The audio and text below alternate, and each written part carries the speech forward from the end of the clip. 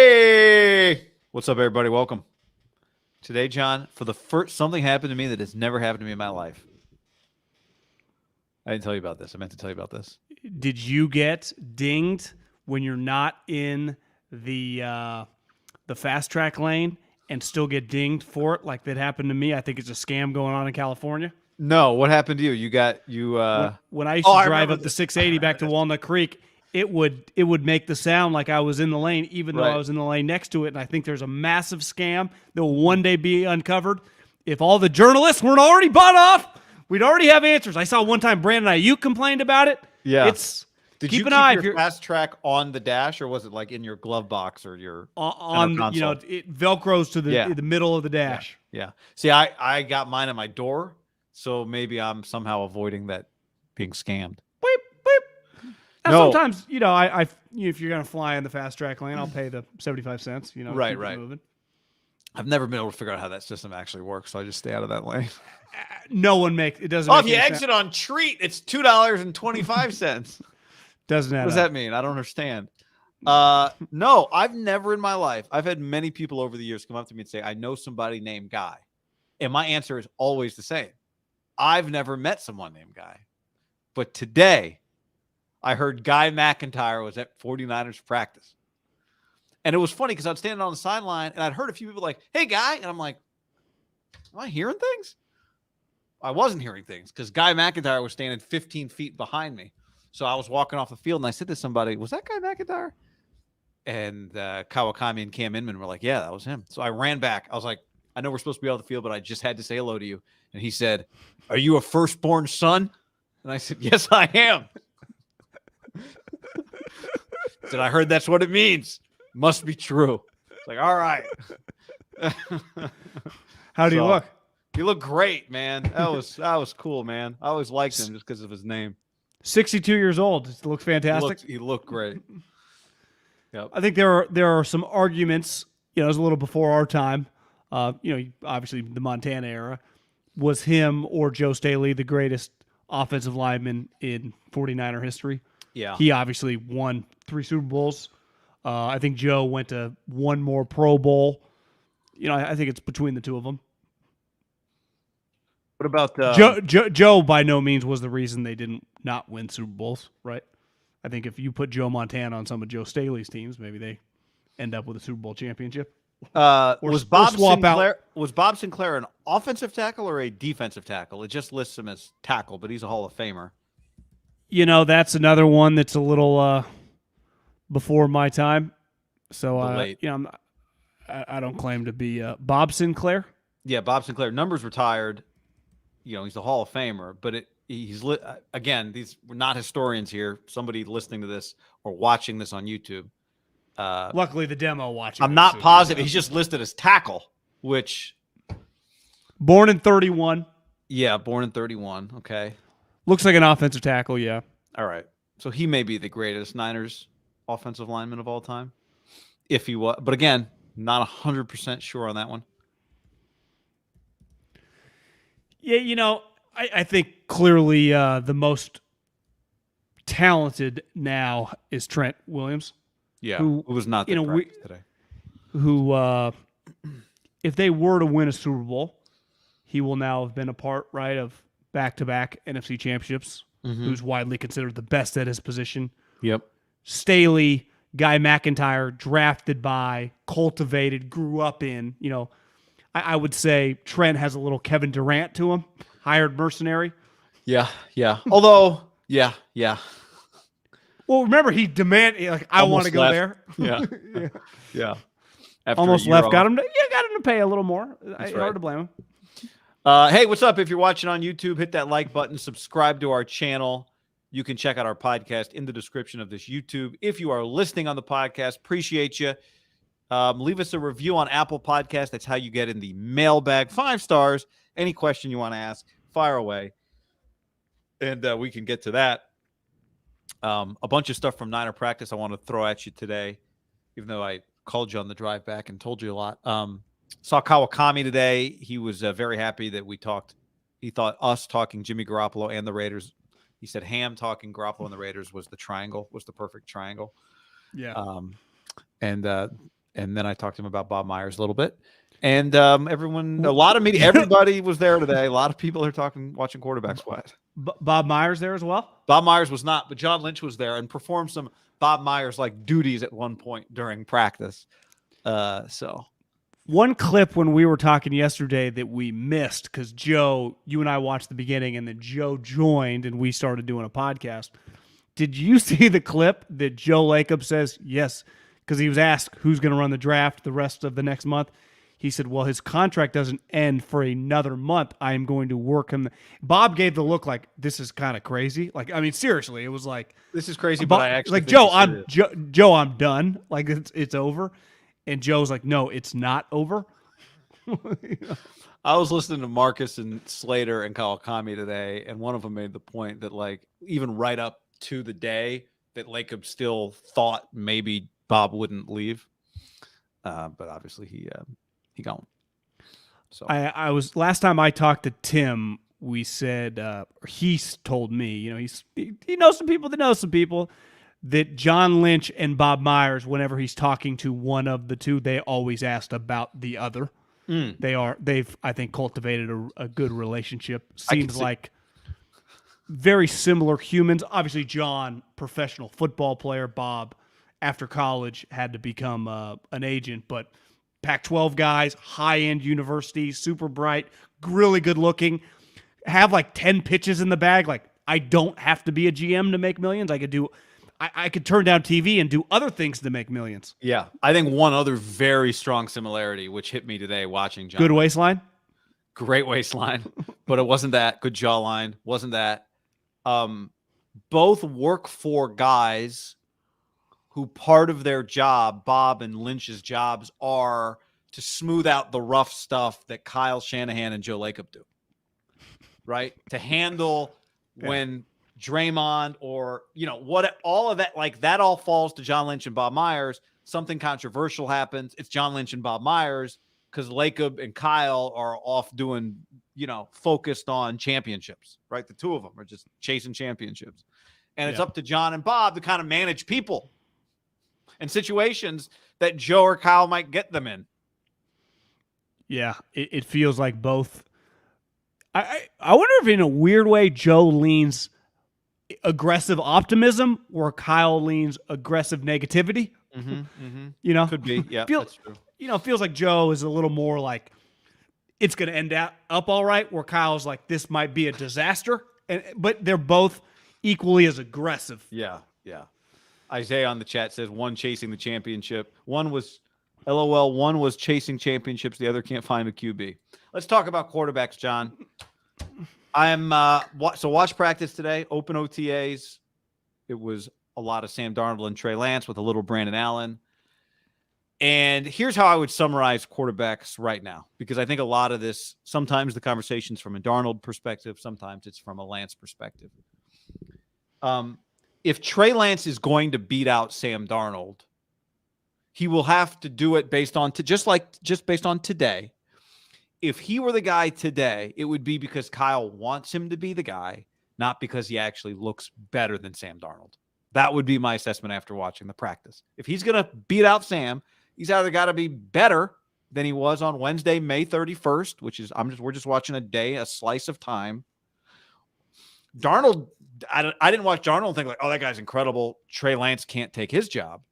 But if ties are going to go to Sam, and it kind of feels like that's been showed up like 3 weeks ago. Yeah, right. Which means in theory he should be able to get better. Now Trey would say, "Well, I got a new throwing motion. I'm finally healthy, so I'm going to be better in August than I am today too." But I didn't think either one looked great. But Trey does not look better than the guy that just showed up. And what I'm basing that on is predominantly accuracy, arm strength. I don't think either looks better than the other. I don't think Sam's arm plays at least better than Trey's. I don't think Trey's plays better than Sam's. I think we both love Mayoko. I think his comment, it feels a little crazy just because I've never viewed Sam Darnold as like some Josh Allen level Mahomes. I mean, just think of some of the great arms, right? Kyler Murray, I think, has like a pretty special arm. Sam Darnold really was more of like a playmaker. Yeah, Mayoko's comments that he has the greatest arm in the history of the franchise which not factoring accuracy, but I don't know if Sam's Mr. Accuracy either, would have to be Kaepernick, correct? Yeah.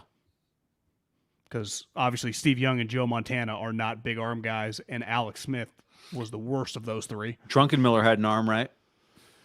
Yeah, it was pretty terrible. And Jimmy Garoppolo, another guy, not a great arm. I would say Jeff Garcia was like a better version of Sam Darnold with less of an arm.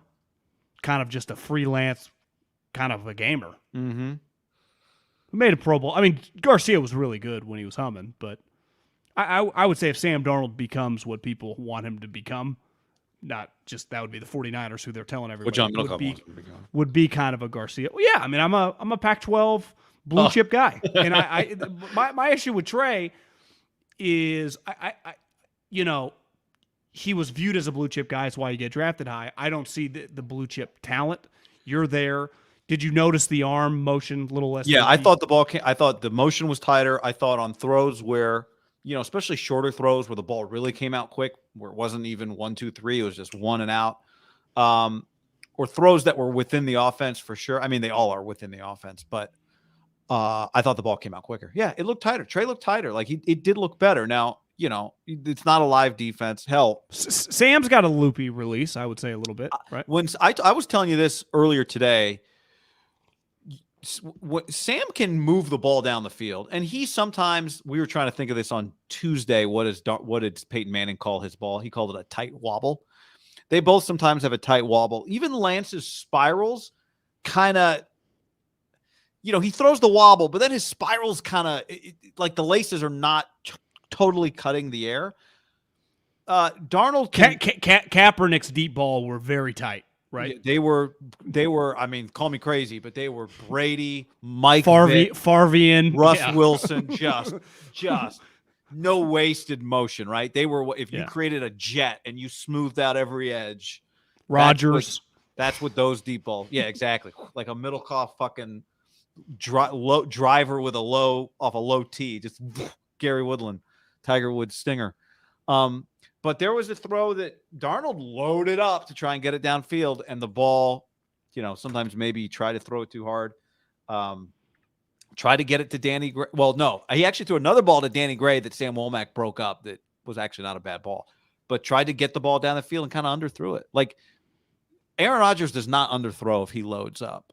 Trey and Darnold, even if they're set and ready to throw the ball down the field, sometimes can hit a guy in his feet.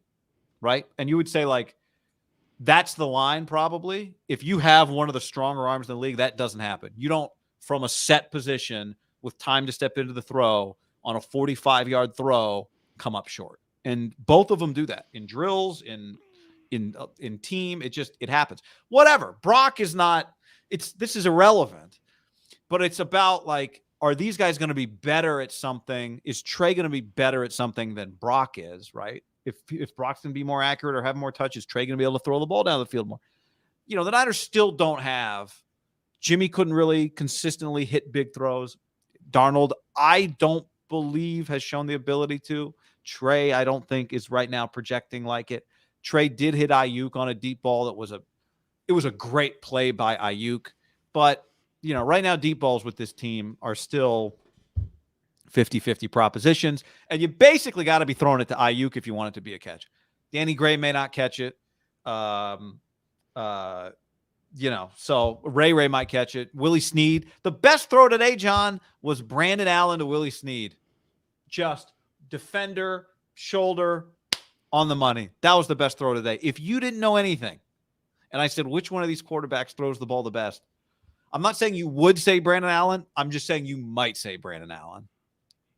So it was not an overly impressive day. And I think it'll be interesting to see Brock Purdy, who John Lynch said today is back and throwing and on schedule. And you told me he's throwing Nerf balls. A DMer said that. A DMer told you that. I think would make some sense, right? I think you would start off just thinking about baseball guys. Just back to the play today. Obviously, Sam came out with the ones, Trey with the twos, reverse from last week. Deebo Samuel in attendance, not practicing, correct? On the side. Correct. Kittle team, was he active?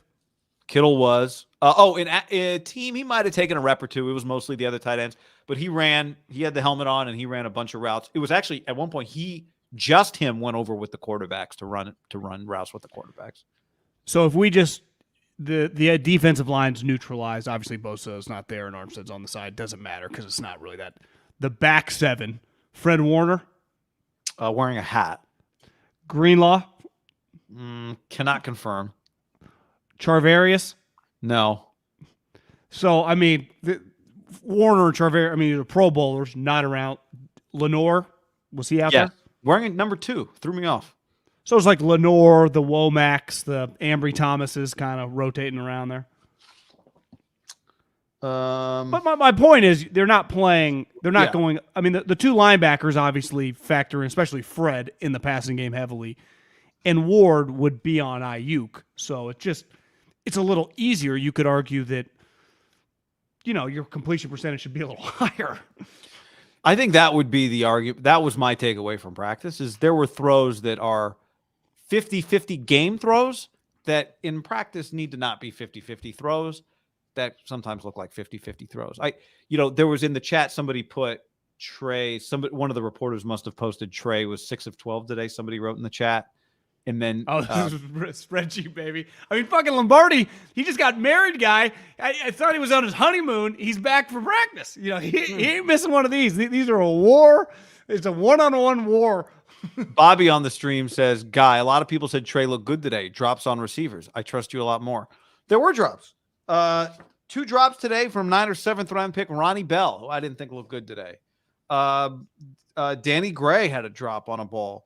But that's why I'm glad people do. We've talked about this. I'm glad somebody Lombardi and Grant and whoever else. I'm glad people do chart it because that's great. It helps us reference. It'll be interesting to see on a whole offseason this year. What does Trey do relative to last year, whatever. But I just want to watch these guys throw. And I thought there should have been more accuracy than there was. Well, here's how we got to put it. Grant is a diehard Trey guy. Lombardi's with Sam. You, me, and Greg Papa are Brock Purdy guys, and we'll just let the dust fall. You never know. Papa could be a Darnold guy as well. Darnold will pivot, Papa will pivot so fucking fast. If Kyle gets wind of, he likes Brandon Allen, he'll give Brandon Allen. You see the feet on Brandon Allen? It reminds me of Rich Gannon in 1999. So, yeah, but the point is, ultimately these practices, are not, especially for the big guys, whatever. Aiyuk, you were telling me Christian McCaffrey. I mean, I don't think it was whatever for those two. No, that's what I'm saying. I do think it can be tough for quarterbacks when you got a lot of moving parts. Not everyone knows what they're doing. I mean, Trey does, Aiyuk does. Sam, in theory, should kind of know a lot of it. I'm just saying it's not the end-all, be-all of making a decision, but the other thing I was telling you is the media has access to the non-mandatory days. Genius by the NFL. Like, I know you don't want to let anyone see, but if you're going to have 3 practices in the week, you got to let one open it up. And what happens? Conversation all over the league. Baker Mayfield, whoever. I mean, because if coaches could choose, wouldn't you say they would choose this entire spring would be closed? No one would ever be able to see I think anything? Shanahan would have preferred today's was closed.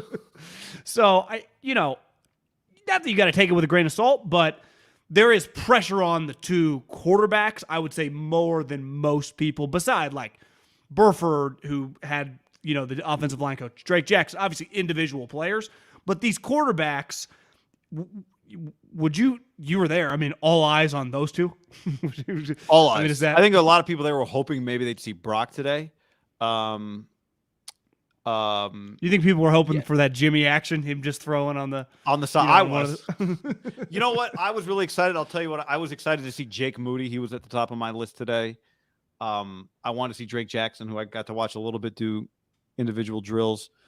But yeah, it was about Deebo was out on the side.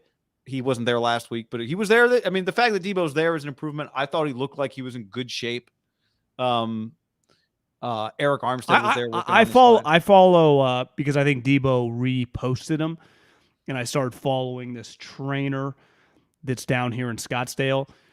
Deebo works out with CeeDee Lamb, Jamar Chase. Like, I think there is a crew of people that Deebo has not been fucking around this offseason. At least I think the last month he'd been in Arizona, and he'd been training with a group of like all pro level guys. Okay. Like, and I just see that this guy posts a lot of stuff. Like this guy's a high level trainer.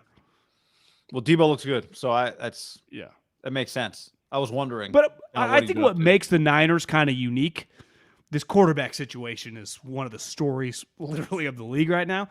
But is like their core guys of like all pro star players. Like no one even bats an eye when Nick Bosa, Trent Williams, I mean, these are two of the best players in the league, are not even there. George can kind of just eat. Fred, you said, was wearing it's just they're at the point where it's kind of a weird spot. They're really evaluating these two guys, but the core of their team, Hargrave, can kind of these are high-level veteran, proven Pro Bowlers. Yeah. Yet there's it's a very serious practice because there's a lot on the line here. I mean, in a weird way, the third quarterback Brock Purdy rule has, you and I talked about it, and I changed my tune. I think that Trey, I don't think he's a lock, but I no longer think he's a lock if he doesn't win the backup job to not be on the team because of the rule. Though, Brandon Allen, who has been Joe Burrow's backup on a team like the Niners, who have been one of the major factors in the league. So if Brandon Allen, I think, is going to be on, like, now with the third quarterback rule, that guy's going to be on somebody's team. He's not going to be your fourth. Do you think it's possible then, if Trey can't beat him out, not that they want to, you hate it when I like throw him a bone, but like give him some scenery. If he does not beat out Sam Darnold, that they could just trade him and go with Brandon Allen as their third quarterback? I think they could do that, yeah. I think Brandon, I'm just going to comment on, is that a crazy thing to do from a Brandon Allen standpoint? No, Brandon Allen could be a third quarterback. Guy, he's been the backup on a team that went to a Super Bowl and was 5 minutes away from winning the AFC Championship again against the Chiefs, right? So, I mean, it's really actually kind of a weird spot for Brandon Allen. Like, I was watching him thinking, like, couldn't you be on another team? But yeah, that's a good question. Sometimes one thing that happened is some guys got redistributed throughout the league. The Mariotas, Baker Mayfields, a lot of these teams drafted quarterbacks, right? There were 5 quarterbacks is drafted in the top 35, so that redistributes. I think sometimes guys can get lost in the shuffle. He hasn't played much. So part of it's like, what are we really going to give Colt McCoy or previously Nick Foles or now Sam Darnold? Like, they do have a lot of reps. This guy has thrown, basically 34 pass attempts the last 2 years. Okay. And he's 30 years old. So not in a rush to make him your backup quarterback anywhere. But he has backed up these last 2 years. A pretty important guy. So he's proven, clearly, they like him. Right? Yeah. He wouldn't be there if Burrow and the head coach, who's the offensive coordinator, didn't sign off on him. Sometimes you can, not that you can find a gem, but now with the third quarterback, like, you're right. This guy, wouldn't you say Brandon Allen's probably a lock to have pads and a helmet on come game day? That's exactly what I'm saying. Yep. And I am not saying Trey Lance isn't beating him out. We're just saying if you have a third guy, then maybe you have more flexibility with Trey. And again, this would be. You think Trey Lance is a lock to be on the team come week 1 if he is not the backup quarterback? I don't think he's a lock. I just don't see what is the world in which he's not on the team. Somebody else would have to really want him. I don't know how that would happen unless he plays really well in camp, but then he'd probably be better than Sam. My opinion is that Sam is not going to run away from Trey. I like, my takeaway watching today is Sam is not going to make it obvious that Trey should not be on the field, but Trey is also not making it obvious that he's better than Sam. So I just don't see the world where Trey is so good that he's tradable, but he's not also then your backup quarterback instead of Darnold. Well, to me, if they're equals, that's an L for Trey, because what Sam has that Kyle knows that he can play in games. He has all the starts, right? Where That's Trey's true. unknown, I can't risk that again. And they've admitted it. Like, there's no more keep our fingers crossed and hope. They're out of that game. They did that last year. Fair or not, he got injured, didn't get any reps, and now you're back at this point where you only got 4 career starts. So to me, the career starts, and people can argue in the comments or whatever, that clearly matters to coaches, of just knowing that I can trust you week in, week out, start games, game plans, just handle seasons, right? So to me, Trey has to be better than him. And I think Kyle would say if you were going to handicap it, the guy who's been here the whole time, knows the offense, has gotten an incredible amount of mental reps, should have a massive advantage of just the nuances of the offense, right? Even if Sam, there's been carryovers of different offenses he's played in, right? Let's just say he knew by the time he got here 50% of the offensive plays he's ran other places, the verbiage, whatever, picks it up fast. The timing or the comfortability of just knowing, also like exactly the nuances of what Kyle likes and things that Kyle demands, and should be advantage. It shouldn't. It literally is advantage Trey, right? I thought you said it's advantage Sam because he's played in the league. No, I'm saying advantage Trey of the time he spent around the team. Yeah, because he should know the ins and outs of the offense better. Maybe he does. I mean, both of them kind of have this. Darnold has this.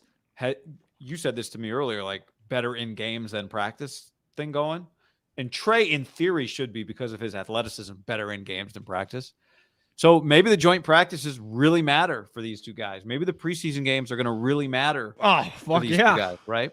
They did for Purdy. He made the team. Yeah. I think it's going to be interesting, to go back to something I was going to say earlier, to see Purdy on the field with these two. To then see, like, what throws is he making that they are not making, or is Purdy not going to look better than those guys in that situation? Because I think what I would expect is him to be more efficient in making kind of the throws that in games are 50-50 throws, and in practice you're just supposed to hit. I think what Brock has, regardless how practice goes, is what I'm not comparing him to Deebo. Deebo's done it longer. Deebo's not a great practice player. At this point, no one gives a shit. Deebo's not really a practice player. Yeah. Right. But it doesn't really matter. Because he has the equity now built up. Now, Purdy's equity is relatively small, but the belief he has because of that equity with the most important people, the head coach, play caller, I'd even just say the locker room / defense. The one thing the 49ers have that I would say there'd be a small percentage of teams in the league that would have, that like their defensive guys like Bosa and Fred, I think would have some influence. Like, I want this guy. Because Kyle is this weird way, while being the offensive play caller, has like this defensive operation because he wants to run the ball, control the clock. Right. He's a mesh of this genius offensive play caller who kind of thinks like he's 1987 Bill Parcells. And I just think that those guys, I mean, no one pounded the table harder than Fred. And even Bosa was like, we got a quarterback. Remember when he said that last year? I just think those guys are just in his fucking corner. And they're like, back to the Bob Myers, a little Warriors-y, what happened last year? Like, why'd Looney start? Well, because Steph Curry and Draymond Green said he was starting. It's just like, there's a little of that, even though it's like, well, Joe Lacob, Steve Kerr, Bob Myers run the show. It's like, when you have complete ownership of your sweet players because they deserve it, right? If Jason Kelce comes to say something with the Eagles, like, he has a lot of pull because he's earned it, And he's, I think, Hurts' biggest proponent before Hurts really shot off like a rocket ship last year, and that matters. And I mean, I think Purdy has the backing. That's why, as the Warriors season was going, the guys were going to games like that stuff. Who's the best practice player out there? Christian McCaffrey? I mean, who's his boy? You just made me think of something with the Kelce comment. Like, it's almost like sometimes if veterans believe in a young guy, they say things that reflect that they believe in them, but also that they're trying to give that player confidence. And as I told you, there's just a couple, and people are not going to like this statement, I don't think, but Trey missed a throw today, and the body language to me was not the body language you would get from, a 5-year starter who knows that's okay. That throw does not matter. Now, Trey's not a 5-year starter. That's not his fault that he's not a 5-year starter.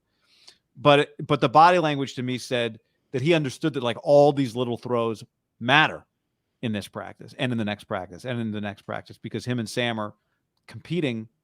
And He one of could these? use. No, it wasn't even that. It was more subdued than that. It was just like the air came out of him for a second. And was this like a basic throw? No, I mean, it was a deep throw, but it was a throw that he missed. And maybe I'm projecting what I think on him, but he could probably use statements of confidence from others. I don't know that it would matter to him, but I don't get the sense that we've had that kind of Jason Kelce thing where someone's like, no, where the guy really believes in him and is saying it because he believes, but also because he knows a young player you can't get confidence until you've done it. So I don't blame anybody for not having that, but he hasn't done it on the field in games.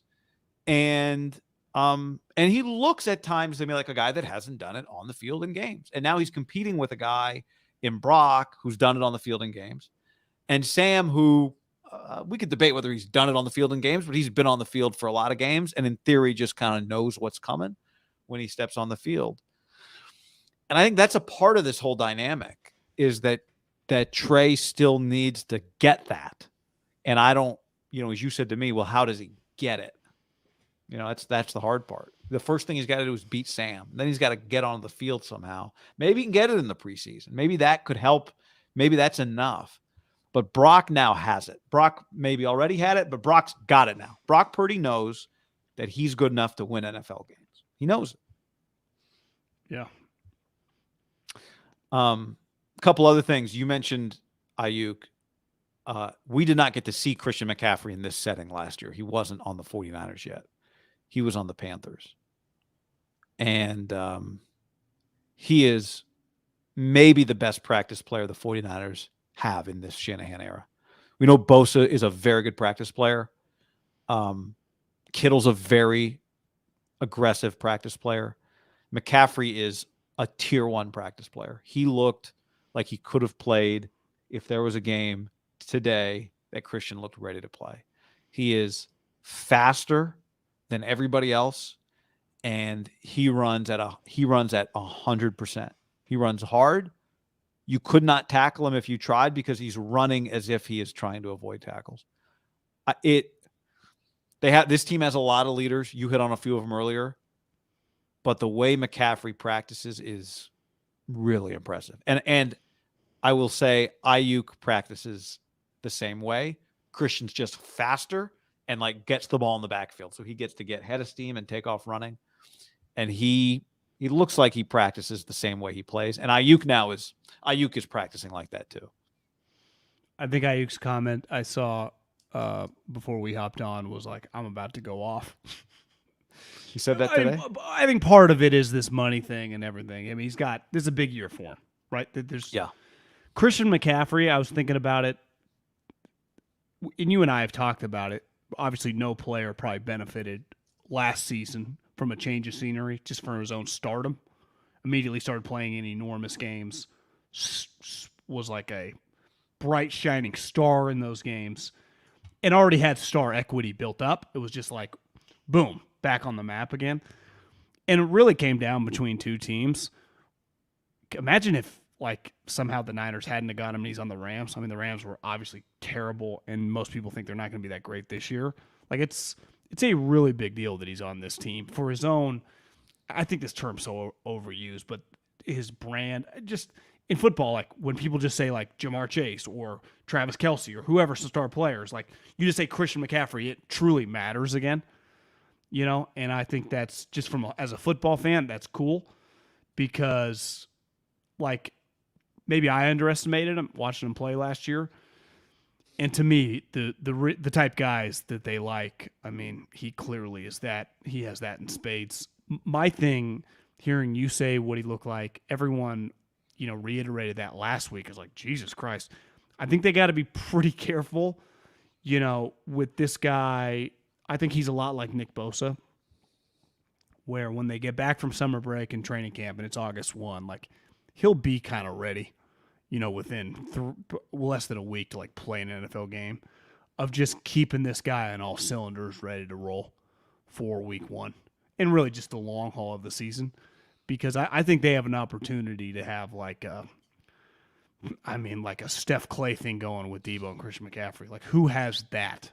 I mean, truly, who has that? Like, when you look at the other two, especially in their conference, the Eagles have AJ and Devontae, which might be the best 1-2 combo in the league, but that's wide receivers. You got to throw it with those two guys. Like, Brandon Allen can be the quarterback getting them the ball, right? Wheel routes, handoffs, whatever. Like, the better your quarterback, the easier it is to completely utilize them. But like on the most basic level is like you don't need good quarterback play for those guys to star just because how easy it is to get them the ball. Mm-hmm. And we didn't really get to see it. They had moments, and I think they have a chance if both guys are healthy to just be, because they have other running backs as well. I mean, they could be really, really potent because Brandon Aiyuk's one of the better route runners in the league, and obviously George, when he's healthy, we saw what he did with Brock Purdy.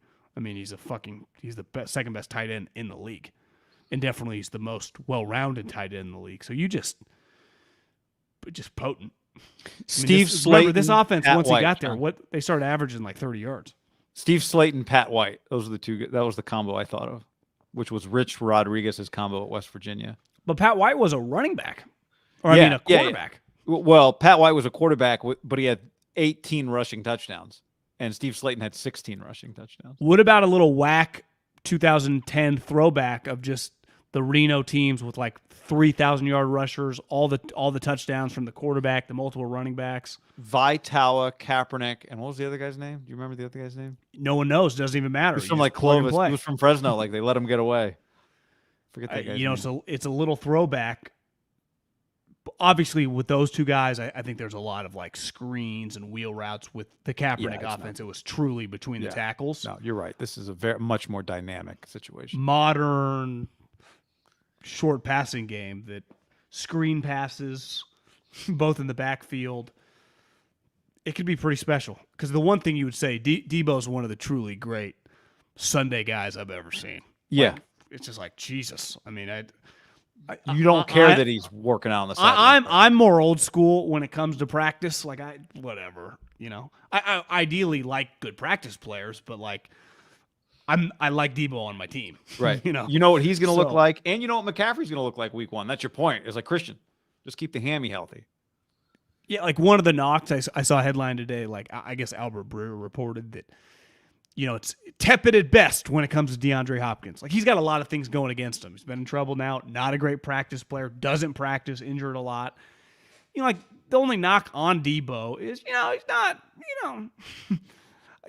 he's not like McCaffrey level focused, but he makes up for it as long as he's playing like that in games, which he's in the prime of his career right now. I mean, their weaponry, if, Elijah Mitchell, if he could just give him 8 games, right, with their other running backs they always get out of. They just got so many players. I mean, we haven't even mentioned Juwan. I mean, their offense is really, really loaded, and their defense is still really good. Yep. I would say their defense is a question mark, but they do have a new coordinator. It's just, I think I can't just pencil them in as like a top 2 or 3 defense until they prove it again, right? For sure. And their offense, I'd say on paper. Al Shire's gone, and Hufanga goes from being like coming in as like the number 2 safety to now kind of being the number 1 safety, right?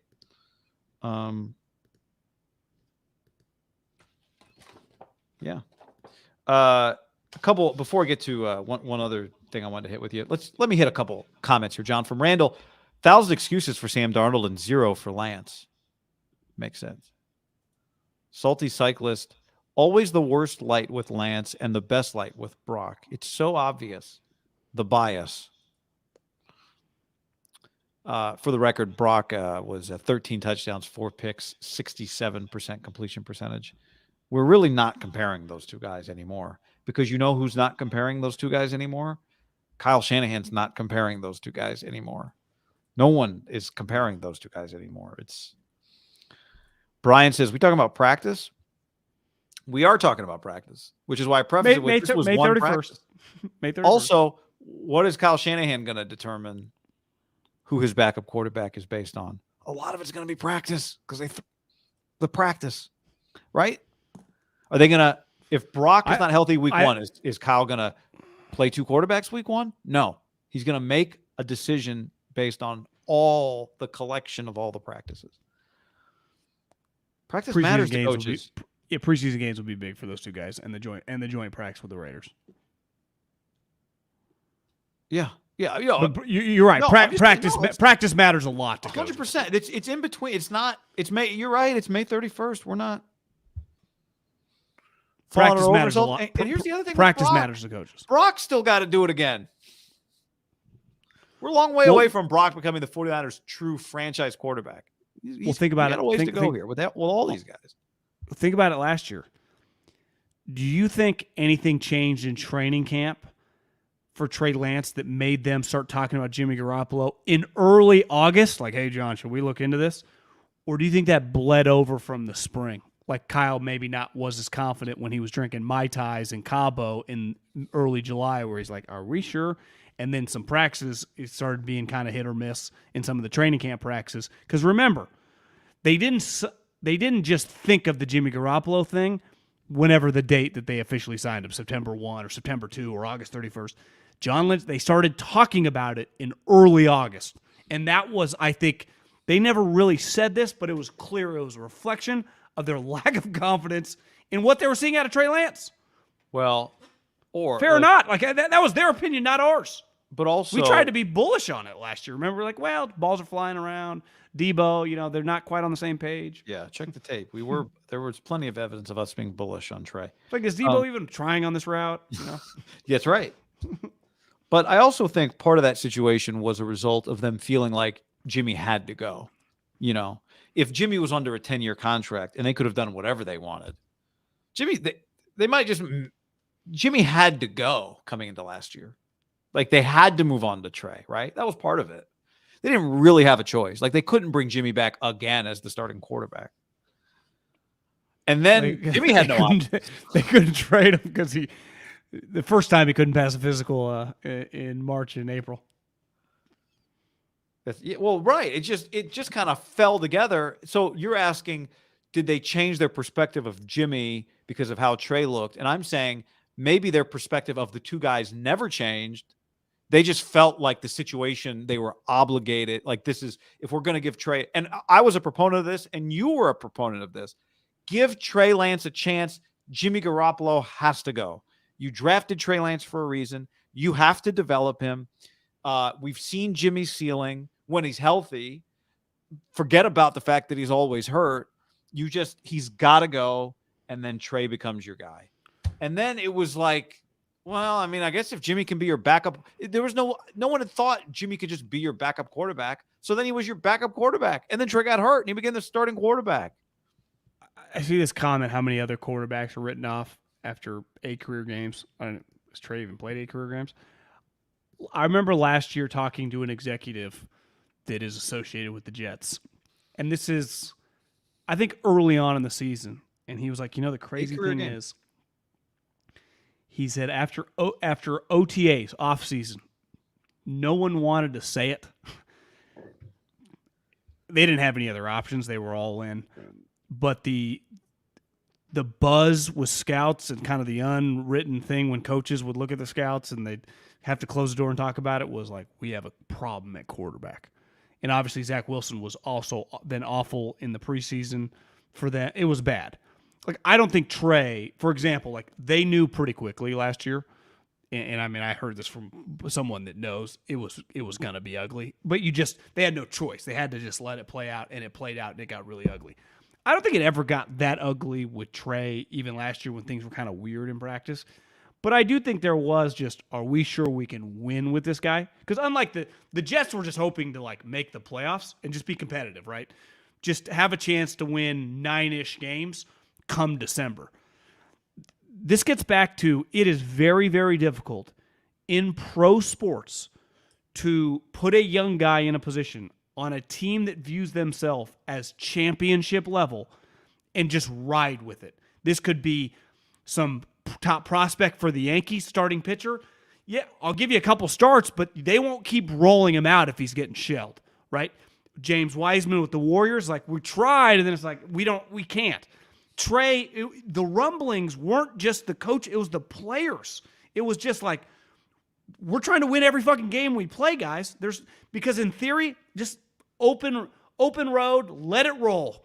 And that's A lot of teams were good. The Jets did it until they're like, this is crap. We can't. They were better than they thought too, right? The better than they thought, and the rest of the team was like, bro, we're gonna quit. Like, what are we doing? Yeah. The Bears were so terrible they could just like Fields just do whatever you're doing, right? That's the ideal thing where you just like, let's see if this guy can improve. We're gonna suck. Once you get good, the Jets were half the Niners. They were just in the wild card mix, and it was like, we got to go to the backup. The moment you're trying to win, the rope on the quarterback gets like, it's like this, right? It's just like, well, that guy can't be the problem. Because this is what the other players would say. Fred or whoever, Jawan Jennings, if I'm sucking, you're going to play someone else pretty quickly, right? In these big games. You'll yank me off the field. It's always the pushback. Gets back to like when I used to listen to Mike and Mike. Golick used to like hate quarterbacks because like they were treated unlike every other position, even though rightfully so. But his whole point was they always bitch and moan when you draft another quarterback. They always bitch and moan if they get a short leash. Where every other position, even a great player, like if Bosa's kind of limping around, you like get him off the field, get another guy in there. Trent would probably be the only guy that he could play at like 10%. They probably wouldn't make a change, but. Every other position you would, if some were Deebo, like get other guys in there. I think great teams with non-players with long leashes of equity, of proven track record. Like if Josh Allen's having the worst season of his career in 2023, let's just say like he's just playing terrible. No matter what happens, he's playing every single snap until he can't physically play, right? Or Herbert or whoever. But I think when it comes to young quarterbacks with established teams, I think the league has just shown you, man. They turn on you. The players. Kyle has shown that he is not, that he is not going to stick too long. And like I said, Brock has not played a lot of football, and he got hurt. That goes for Brock, Darnold, whoever. 100%. Like if you told me Sam Darnold and Trey Lance are gone, and Brock Purdy isn't that guy, and Brandon Allen gets a start, I believe anything with Kyle in terms of how he manages his quarterbacks. But I know every time we talk about this, there are all these accusations of we're biased towards this guy, we're anti-Trey or pro Brock, or first of all, they're pro Brock. Be clear about that. They are pro Brock. They've named him their starting quarterback, and his elbow doesn't work. Right, which is not Kyle's MO. You and I were talking on the phone when you were driving back from practice. Listen, maybe there was a scenario Belichick could rattle something off in like 1973, but has to be unprecedented for a guy with less than half the starts who was a 7th-round pick. I'm not even factoring Mr. Relevant. A 7th-round pick, a team Super Bowl contender who is injured, and the team just without hesitation is naming the starter. His position is set in stone. The back in the day, like, can't lose your position because of a concussion or an injury, right? They're giving him that treatment. Yeah, that was the Alex Smith, Colin Kaepernick. But he lost it. Yeah, that was the debate, right? Can you lose your job because you get hurt? And of course the answer is yes.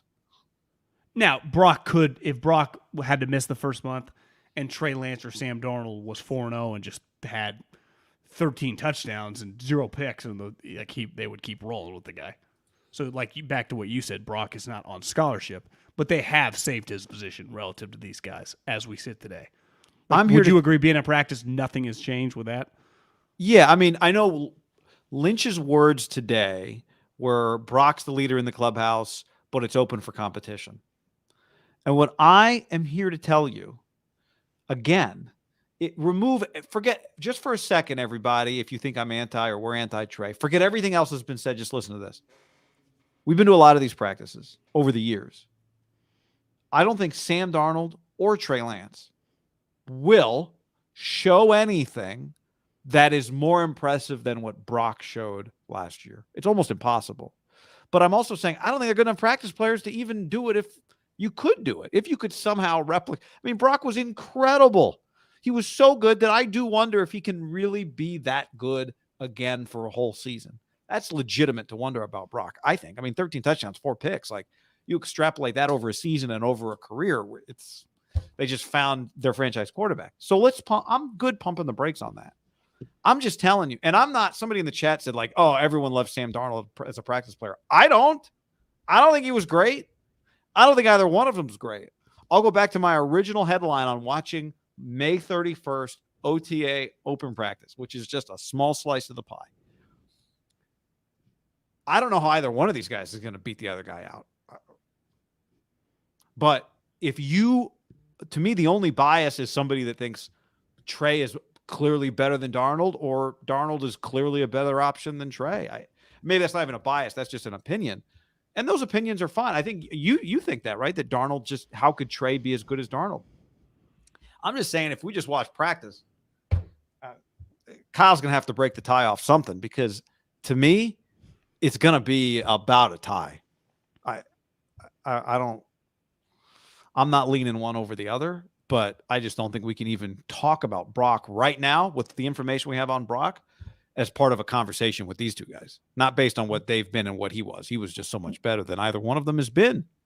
One big, I would say, question mark for Purdy, and a big reason why he was a 7th-round pick and not like a 4th-round pick, 33 picks in college. And the one knock I heard from people that like wanted to like him was just he turned the ball over a lot. And when you think of last year, there were some plays, I would say 50-50 plays. It felt like, is that ball out of bounds? And then you get up there like, I got a great shot into the green. You're like, I hit that really terrible. Right? He had a lot of those where it's like, oh, that's in the water. And you're like, actually, no, I got a pitching wedge in. Somehow you missed it. He had a lot of those plays. And I think the PFF stat guys would tell you over the course of time, he's got to get, those will turn into picks. Right? It was like, remember Patrick Mahomes, was it 2 years ago, had that stretch where he was throwing all those picks. And it was like, well, some of these will eventually get dropped or whatever. And it just kind of evened itself out. You know, it was just one of those stretches where they were catching everything. Like, does Brock have one of those stretches?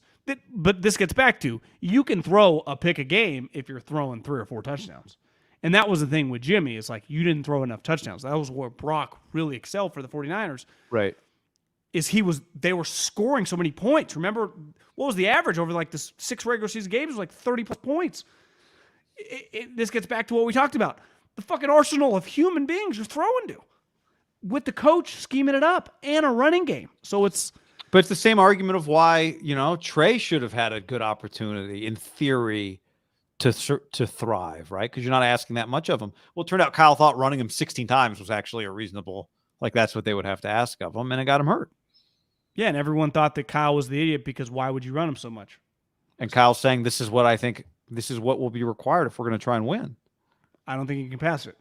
I think it's legitimate to criticize them for the evaluation and the pick based on where the situation is right now. But I don't think it's legitimate to debate whether or not Brock Purdy deserves more of a chance than Trey Lance does based on where the situation is right now. If we're playing Monday morning quarterback, here's a simple reality. They should have just stayed at 12 and picked a position player. Yeah, not Mac Jones, though, but that's what they would have done. Well, 100%. Well, look at the other 3 quarterbacks. Like, the jury is still out on Justin Fields throwing the football. Mac Jones, no chance. You cannot do that. Belichick already hates him. And Zach Wilson, even if he had been there, that would not have been good.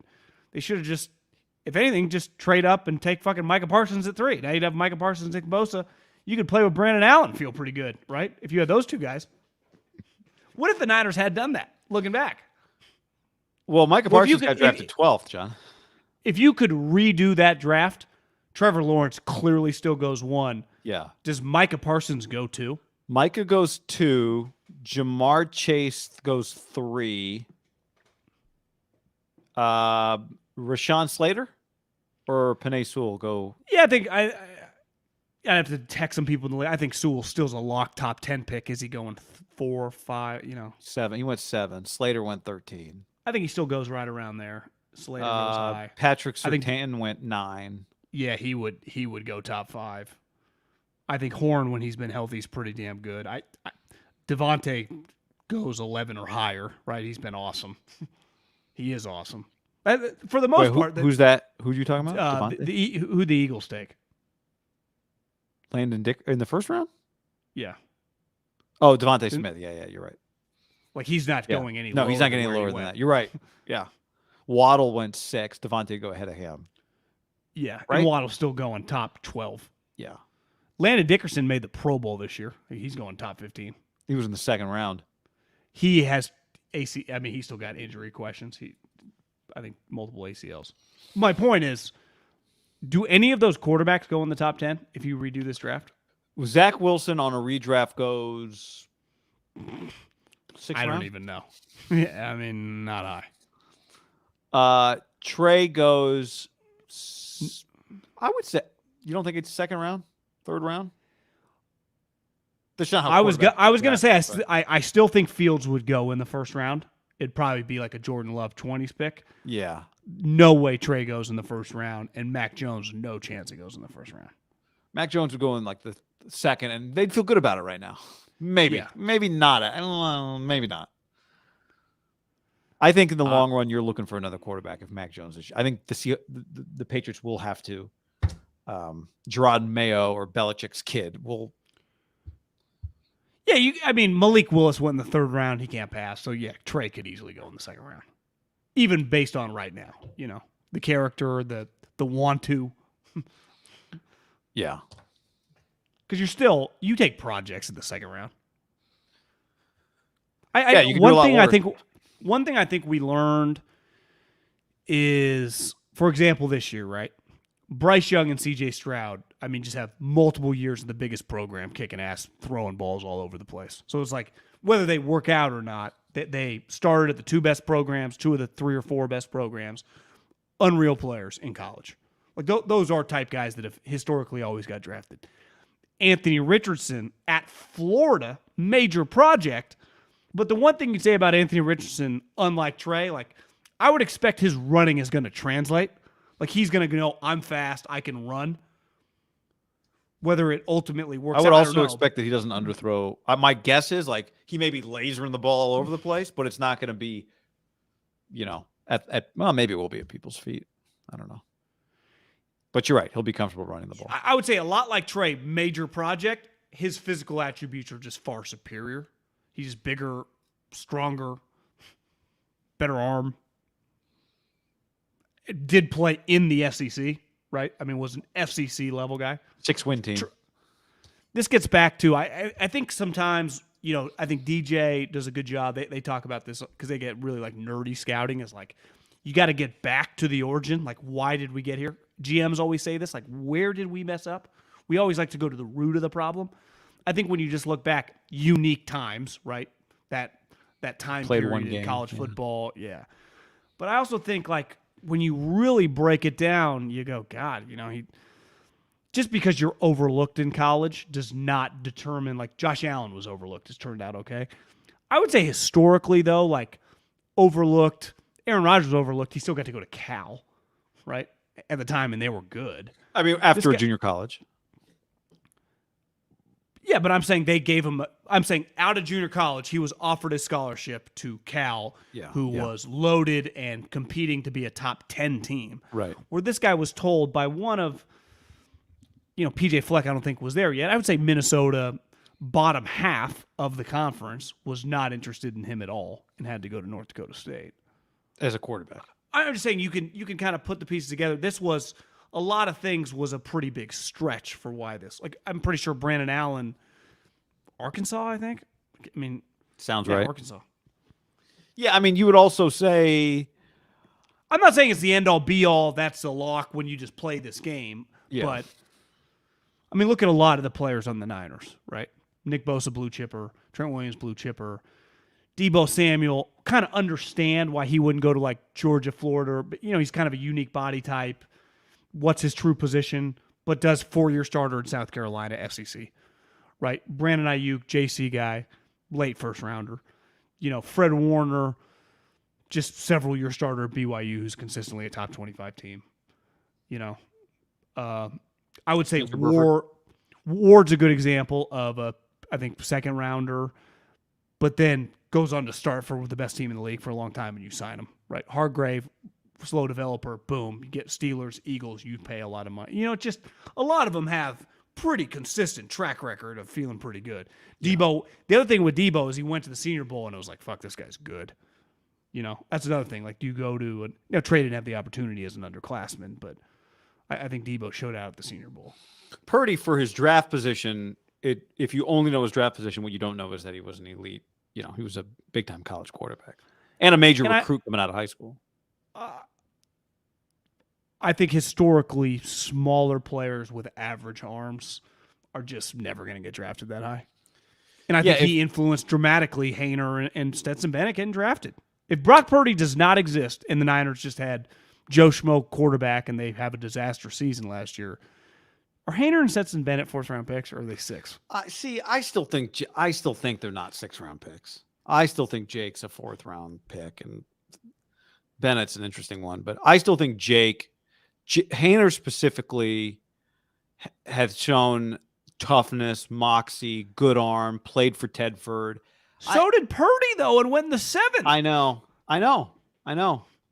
Purdy's I think it helps when you see a direct. Remember, like after Draymond became like a stud, Haener's got a better arm. Like, who? I think Haener has a better arm than Purdy. I agree. And I wonder if people think like playing at Fresno State in a weird way for Tedford almost translates more than like they had a wide open offense than a Big 12 Iowa State quarterback would translate. You know? Chase Daniel was such a good that was a long time ago at Missouri, and they were like a top 10 program when he was there. Shorter guy, put up, his last 2 years at Missouri, 33 touchdowns, 39 touchdowns. He threw a lot of picks. But same deal, Big 12 player of the year, all that shit, undrafted free agent because he was short. Now, shorter quarterbacks have dramatically changed the last Russell Wilson, Kyler Murray, Baker Mayfield. It probably is the eye of the beholder, too. There are probably still people in the league that are like, I'm not into that. Look, Brock proved that he shouldn't have been the last pick of the draft. He has not yet proven that people who didn't think he could be a long-term NFL starter were wrong. It's just the sample. I believe in Brock Purdy to a point, but the sample. If Brock was 6'4" with a big arm, I think it'd be a lot easier. If he hadn't, if he'd played a full season, whatever. Like he still has a ways to go. This thing is one thing I know about watching Niners and watching Niners quarterbacks over the last few years. This whole thing is not over yet. Whatever that means, I'm not sure, but it's not over yet. But the battle that we've been fighting repeatedly now for a couple years is, there are some that think anything other than the Niners need to just let Trey have the reins, that anything other than that is subjective, is bias, is whatever, when the 49ers who are incentivized to win with Trey Lance, or you would think in theory most teams in that situation would be, they keep finding other solutions to their quarterback problem or trying to find other solutions to their quarterback problem. So I don't, I understand the debate between who's going to end up being the guy and could Trey still be the guy, and that's still a legitimate and healthy debate. I don't understand the belief that any suggestion that Trey isn't going to be the guy or can't be the guy is bias against him. They draft him 3rd overall. They get plenty of blame for the situation they put him in, as well as the evaluation if it's incorrect. But that doesn't change the reality that they have continued to make other decisions. When it was clear that Brock was not going to be healthy for OTAs, they didn't just go sign Brandon Allen and say he can back up Trey Lance. They went and signed Sam Darnold and said he can compete with Trey Lance, right? They could have easily have said Trey Lance is the back at minimum. He's Brock's backup. At maximum, he just is the starter. So we're good there. Brandon Allen will be the other guy. But that's not what they did. So I don't, it's all there in front of us. It's just all there in front of us.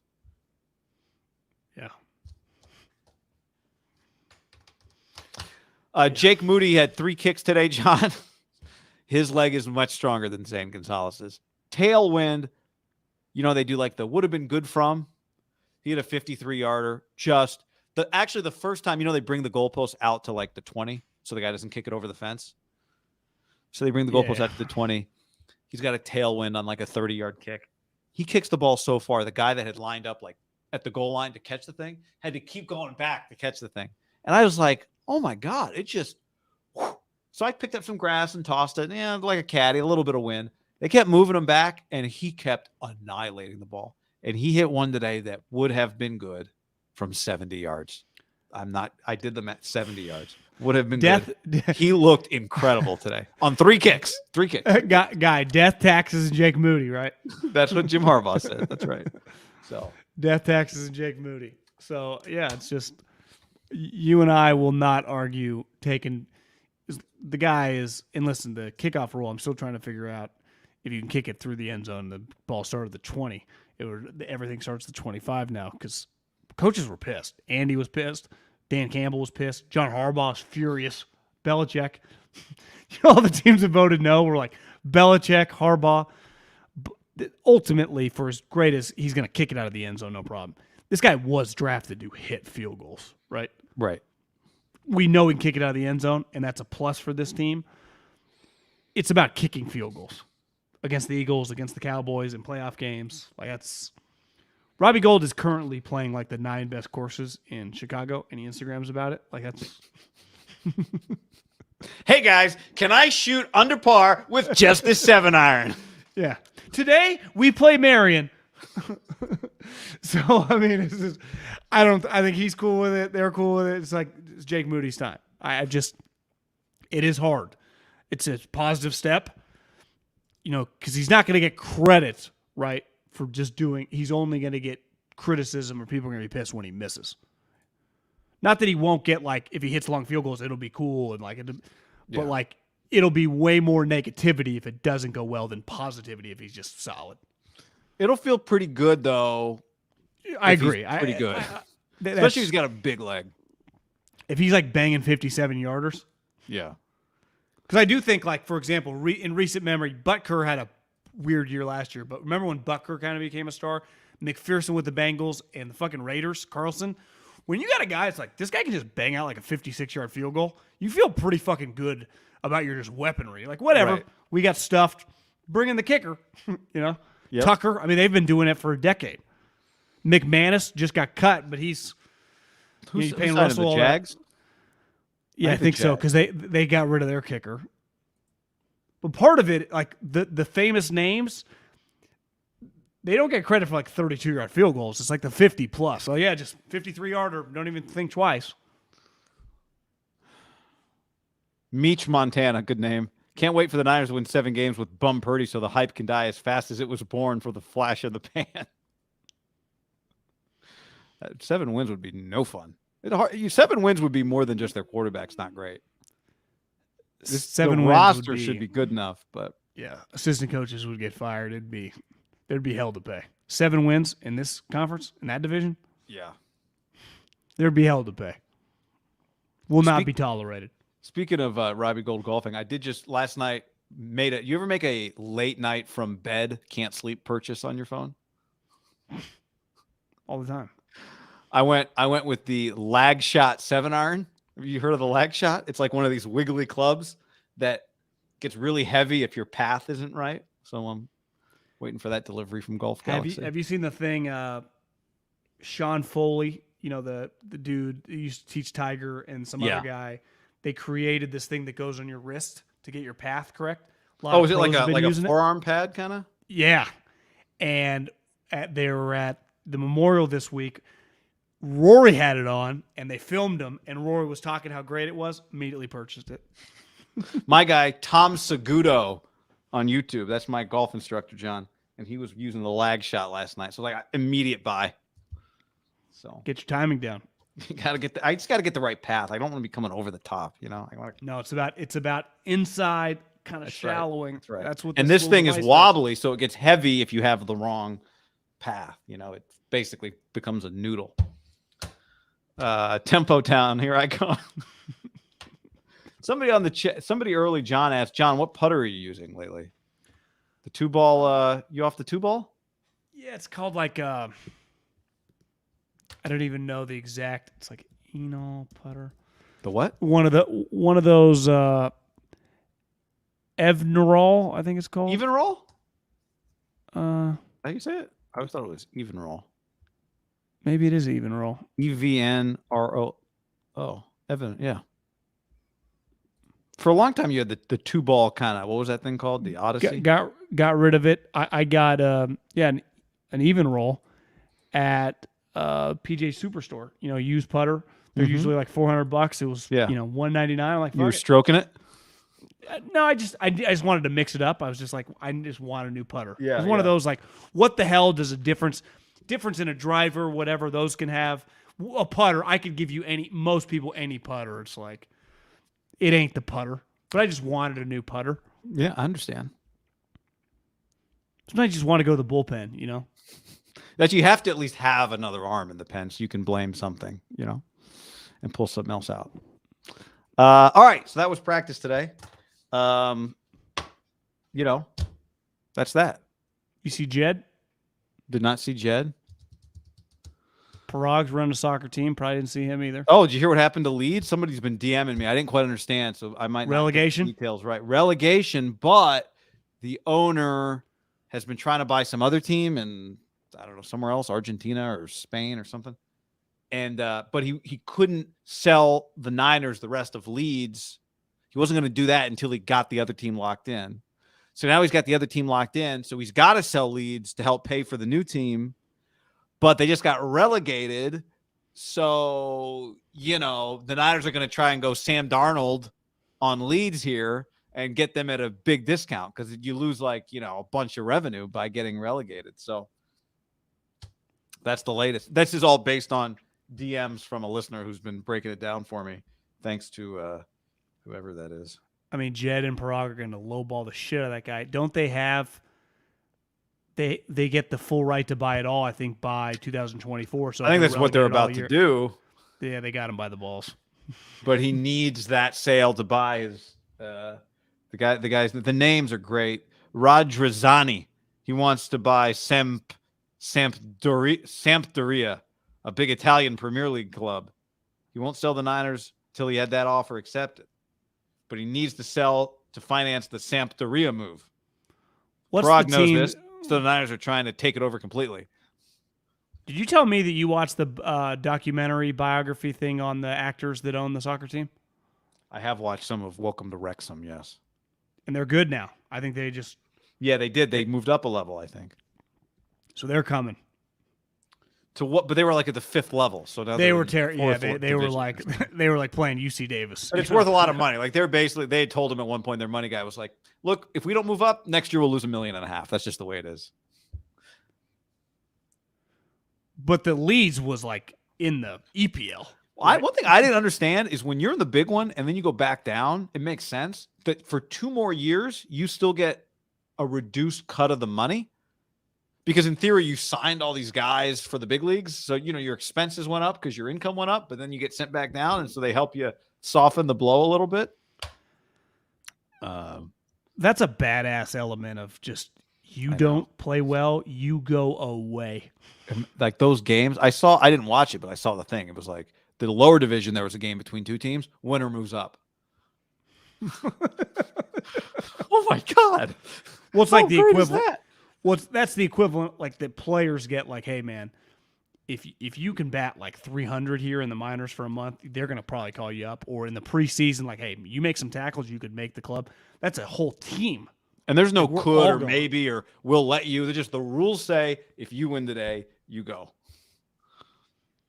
Feels like there are certain teams that never are, like Manchester City and United and the team that starts with an E and Everton. Some of those, there's another one. Are they ever in Barcelona? Ever in jeopardy? Yeah, that's a great question. Because only like the bottom 2 Yankees or 3. down. I'm not exactly sure, but yeah. All right. On that note, Peace. Thanks for hanging, everybody. Later.